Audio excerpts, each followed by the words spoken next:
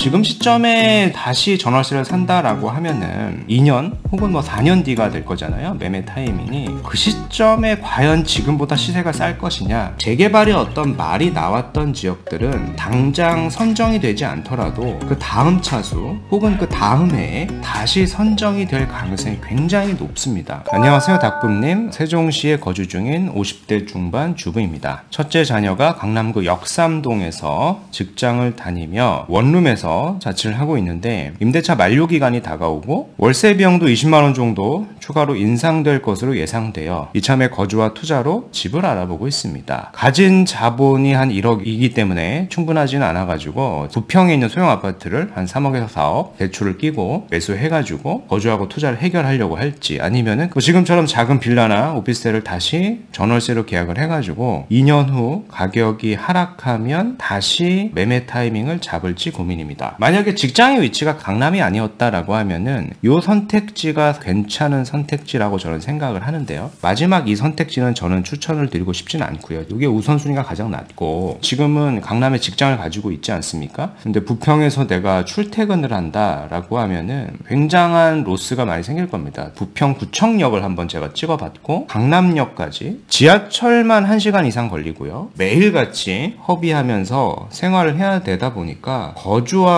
투자로 부평구청역 소형 아파트를 간다라고 하는 거를 저는 추천드리지 않습니다. 물론 이제 부평 이 구청역 인근의 자체적인 지역만 봤을 때는 매력적으로 보이는 아파트들은 많이 있는 거는 사실인데 지금과 같은 강남이 직장이신 분이 거주하고 투자로 부평구청역을 가기에는 그렇게 좋은 선택지 같지는 않아 보이고요. 그래서 제가 드리고 싶은 솔루션이라고 하면은 일단 생각을 하신 게 인천권에 있는 아파트를 하나 생각을 하신 거고 vs 지금 이제 강남권에 있는 빌라를 생각을 하시는 겁니다. 빌라의 어떤 종류를 보면은 한 가지가 아니라 총 3가지 정도로 정의를 해볼 수가 있어요. 첫 번째는 말 그대로 그냥 빌라입니다. 앞으로 개발이 되는 게 불가능한 그런 빌라를 얘기하는 거고, 두 번째는 개발의 말이 계속 나오고 있는 주민 동의서를 계속 걷고 있는 그런 말 그대로 예정지를 얘기하는 거고, 마지막 세 번째는 이미 확정이 된 지역이 있겠죠. 재개발이나 재건축 구역을 얘기하는 겁니다. 이 선택지를 이렇게 봤을 때 매매를 한다라고 하면은 이 첫 번째 선택지만 지우면 되겠죠. 근데 우리가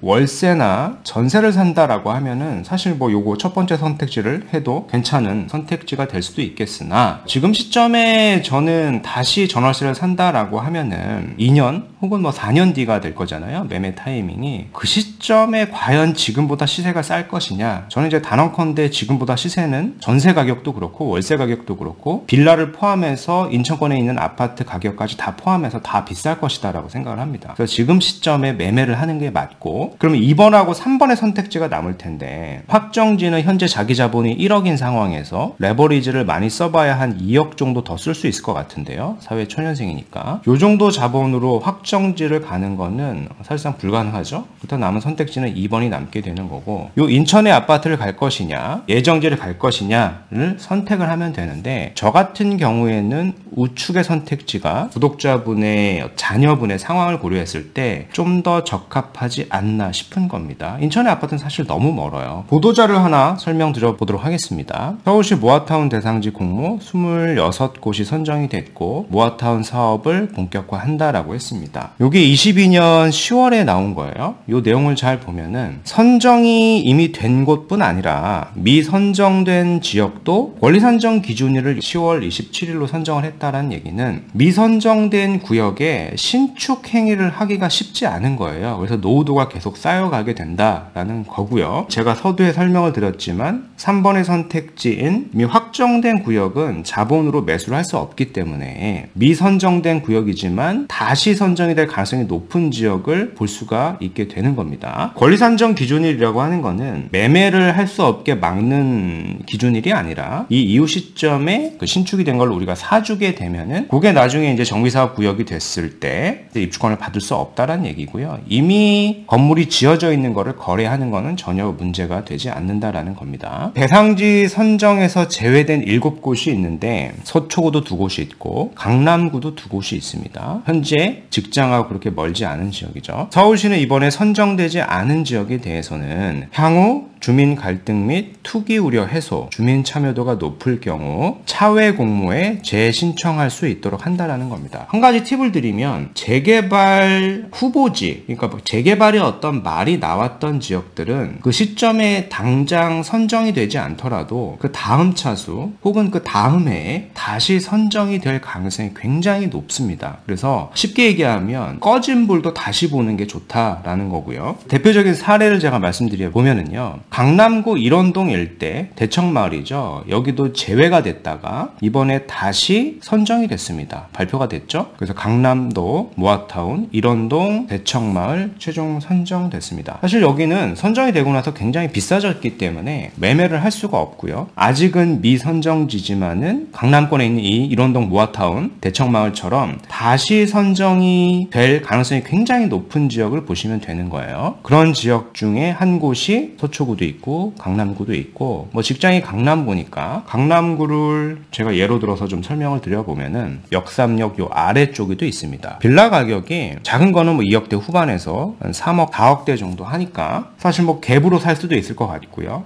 갭으로 안 된다라고 하면은 대출을 좀 활용해가지고 충분히 거주하고 투자를 할 수 있겠죠. 별도로 또 원룸에서 살아가게 된다라고 하면은 월세 비용도 무시 못할 지역이니까 이런 선택지도 있다라는 의견을 한번 참고해 보셨으면 좋겠고요. 이 주변의 아파트 시세가 어떤가요? 강남 센트럴 아이파크 같은 경우에 국평 기준으로 보면은 30억이 넘어가는 지역이죠. 강남권에 있는 정비사업 예정지를 우리가 사서 특히 이제 가능성이 없는 지역이 아니라 가능성이 높은 지역을 거주하고 투자로 보고 나서 향후에 구역 지정이 되면은 개발이 완성까지 가지도 않아도 됩니다. 구역이 지정만 돼도 시세는 많이 뛸 수도 있다라는 얘기를 좀 정리해 드리도록 하겠습니다.